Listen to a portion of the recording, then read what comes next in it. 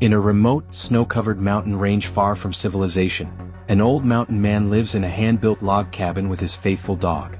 A strong and intelligent husky named Bear.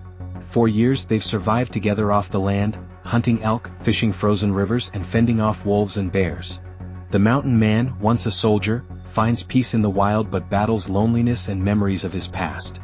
His dog is not just a pet but his only family, a guardian and friend who never leaves his side.